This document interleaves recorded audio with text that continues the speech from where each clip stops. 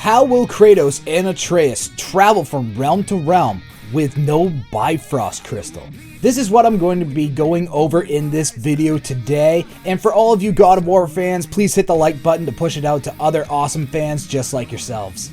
Now, when the original trailer for God of War Ragnarok came out in September of 2021, there was a lot of details giving out in that trailer and a lot of things that give us hints into God of War Ragnarok. But one big thing that was missing during this trailer was the Bifrost crystal that Kratos uses in Tyr's realm travel room to go from realm to realm that he receives from Freya. And to be 100% honest, I completely missed this detail the first 100 or so times that I've seen this trailer, and I actually learned this detail from another God of War content creator called Harsha. He was the first one that I saw that noticed that the Bifrost crystal was missing. So if you got a second, go check out his channel. I'll link it in the description down below. He makes really good content, go check him out. So with Kratos not having this Bifrost crystal in God of War Ragnarok, whether he lost it, pretty unlikely if you ask me. He hid it away from Atreus so he wouldn't run off to try to figure out who Loki is, which we see also in the trailer, or he just flat out destroys it. Either way, the question still remains, how will Kratos and Atreus travel throughout the realms, especially since we know in God of War Ragnarok, every single realm we will have access to? Well, I have a crazy ass theory about how we may be traveling from realm to realm in this video today. So stay tuned, this one gets crazy. So looking at Norse mythology into the sagas, there is not a lot of information of how the gods traveled from realm to realm. Yes, obviously there is the Bifrost or Bifrost, or aka the Rainbow Bridge that the Aesir used to travel from realm to realm, but there's very limited information even on this. So my question is, how did the Vanir gods or even the Jotun travel from realm to realm? So to my knowledge, there really isn't an explanation for this, at least in the sagas. But it is obvious within the sagas that they can travel from realm to realm, it's just not explained. But looking further into the Norse and the Germanic cultures and belief systems, there is a god or goddess that does help souls passing into the afterlife move from realm to realm with proper payment. And there is actually hints that this may be also in the God of War universe. But as of right now, this god or goddess is not mentioned by name. So let's dive into the Germanic and Norse culture a little bit to maybe even show us who could help us out in God of War Ragnarok.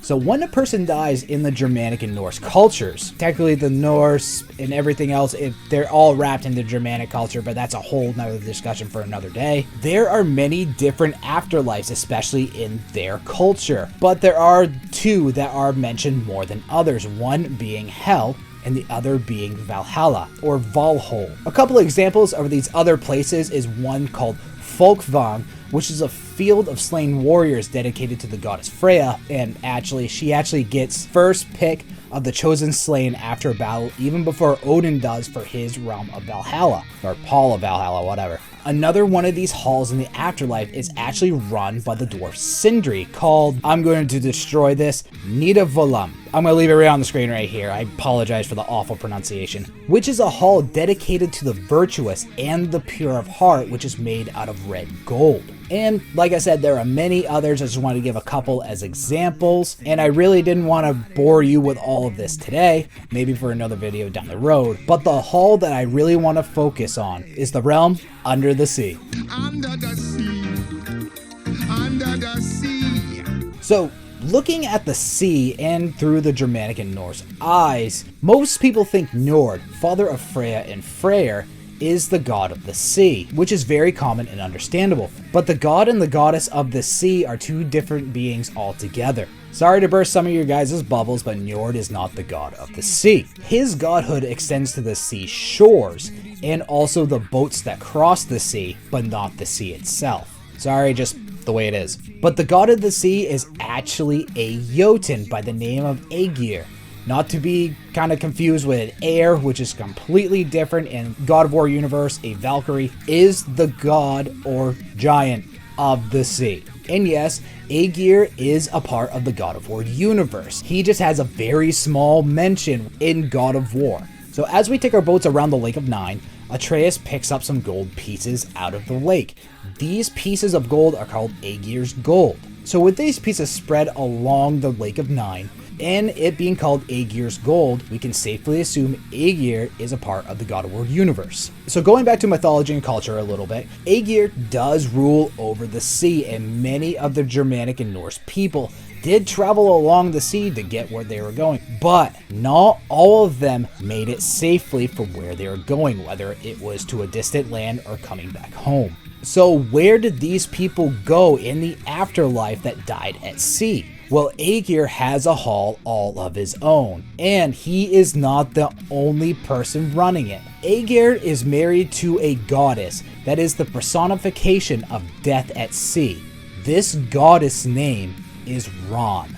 And just because she is a death goddess does not mean that she is a bad goddess at all. Going into the Norse and Germanic beliefs, she is thought of to be a very welcoming and good host for people who die at sea. And going back to the hall a little bit, it is going to play a pretty big part in my theory a little bit later in this video. So Ran and Aegir's hall actually have had some pretty powerful guests within its walls, which includes the Aesir gods every single winter, and also the elves or the ancestors of people. And just saying this, even though Aegir is a Jotun, he must be held in very high regard by the Aesir, especially since pretty much Odin and Thor pretty much kills every Jotun ever, so there you go. Well, if you don't count that Odin's parents are both Jotun and Thor is half Jotun, but we're kind of getting off topic a little bit. Some scholars have said that Ran and Aegir's hall is a permanent resting place for the people who die at sea, but not every scholar agrees. Other scholars have suggested that Ran and Aegir's hall is just a resting stop for people to move on to another hall altogether. Going a little further on to what these scholars are saying, many of them believe that Ran kind of ferries these people when they are ready to leave her hall to the halls of their final resting place. Think about Ran kind of like Charon from Greek mythology. They are pretty similar in this suggestion, where Charon would take the souls of the recently deceased across the river Styx so they may be judged for their final time, but kind of less judgy for Ran, I guess. So in this theory, Ran is able to travel between realm to realm, kind of like Tyr does, or she may be able to go to different worlds altogether. But what does this have to do with God of War? Well, what if I tell you that Ran, maybe even just a little bit, will help us in God of War Ragnarok? And before you all go haywire in the comment section, I guarantee you there are many characters coming in God of War Ragnarok that we have not heard of yet. Yes, you could say we could look on the IMDb page at everyone that's casted in here, but we're talking about Sony Santa Monica right here. They are known for not giving us all the information, especially all at once. It's kind of just what they do, and I love it.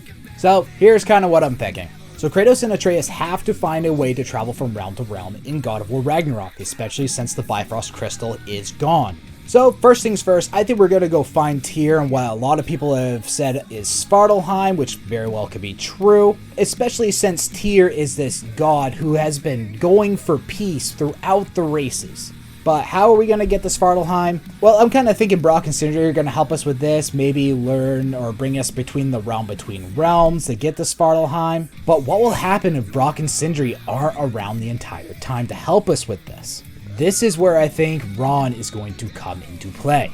So being on the good side for most of the races, at least that we know of, maybe not the Aesir, but whatever, Tyr probably knows a good amount of gods or other beings to help us along our journey, and Ran is a perfect example of this. Some may think Durlin might be the one to help us out with this problem, traveling between the realms and going between everything else, but if he's in Svartalfheim and he knows where Tyr is possibly, why doesn't he save him? Maybe another theory down the road. So I think Tyr will take us to Aegir and Ran's hall, and maybe request that she helps us. Of course, with payment, with Aegir's gold. There we are. But in myth and culture, Ran does usually take payment to ferry people from realm to realm. Kind of like in a couple of sagas, some people are given golden rings just in case they die at sea to give to Ran to go to their final resting place. Whether we pay Ran with Aegir's gold, or maybe we even find a very valuable collectible that we find on our journey to give to her, maybe we'll use her for traveling the entire game. Or we could also do it the old school Kratos way and just kill her in an epic boss fight and just, I don't know, steal her boat or something, I don't know. But this is all obviously debatable. So, what do you think about this theory? Do you agree, or do you think that I am way off? Tell me in the comments down below, and let's discuss it. My name is Shane Static, and I'll see you guys next time. Take care.